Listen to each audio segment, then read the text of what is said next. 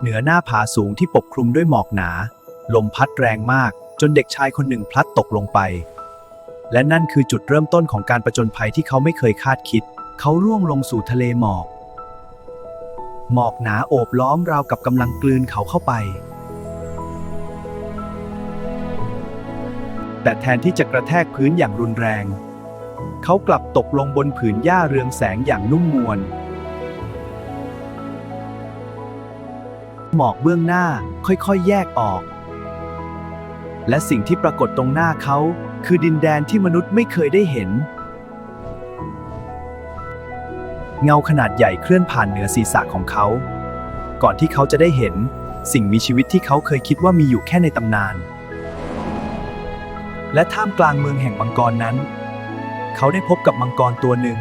ที่ดูแตกต่างจากตัวอื่นแทนที่จะหัวเราะเยาะเขากลับยิ้มให้มันเพราะเขาเองก็ไม่เคยเก่งเหมือนใครเหมือนกันบางครั้งความกล้าไม่ได้เริ่มจากการต่อสู้แต่มันเริ่มจากการเข้าใจกัน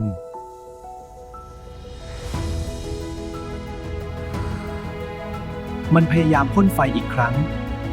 แต่สิ่งที่ออกมามีเพียงควันจางๆ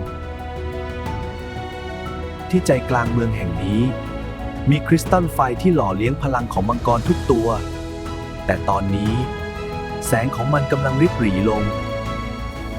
รอยร้าวเล็กๆเริ่มขยายกว้างขึ้นเหมือนกับไฟที่กำลังจะดับลงและถ้าแสงนั้นหายไป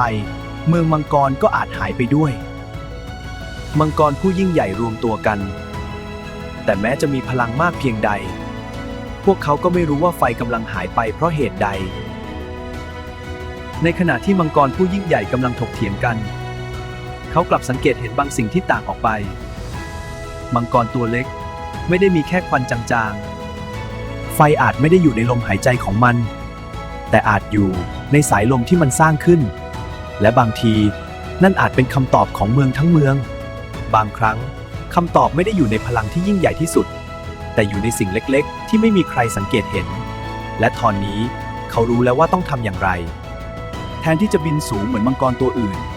เขาให้มันบินต่ำและเร็วที่สุดเท่าที่จะทำได้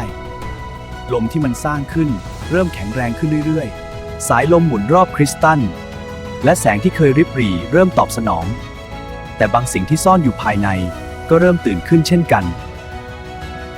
แต่พลังที่ถูกปลุกขึ้นไม่ใช่เพียงแสงแห่งความหวังเงามังกรเพลิงโบราณได้ตื่นขึ้นอีกครั้งมังกรผู้ยิ่งใหญ่พ่นไฟสุดกำลังแต่เปลวไฟนั้นกลับถูกกลืนหายไปพลังที่พวกเขาคุ้นเคยใช้ไม่ได้กับศัตรูตัวนี้เมื่อไฟของผู้ยิ่งใหญ่ใช้ไม่ได้ความหวังสุดท้ายอาจอยู่ที่สิ่งเล็กที่สุดและเขาก็เลือกที่จะเชื่อมันอาจไม่มีไฟแต่เขามีลมที่ไม่มีใครมีและครั้งนี้เขาจะใช้มันเพื่อปกป้องทุกคนลมที่ไม่มีใครเชื่อได้กลายเป็นเปลวไฟแห่งความหวังและครั้งนี้มันไม่ถูกกลืนอีกต่อไปเงาที่ดูยิ่งใหญ่ไม่ได้แข็งแกร่งไปกว่าแสงและเมื่อความกล้าถูกจุดขึ้นความมืดก็ต้องสลายไปไม่ใช่ทุกมังกรที่พ่นไฟแรงที่สุดแต่บางตัวสามารถจุดไฟให้ทั้งเมืองได้และครั้งนี้พวกเขาได้เห็นมันแล้วบางครั้งเราไม่จำเป็นต้องเหมือนใครก็สามารถเปล่งประกายได้แล้วพบกับเรื่องราวอื่นๆในนิทานจากพ่อ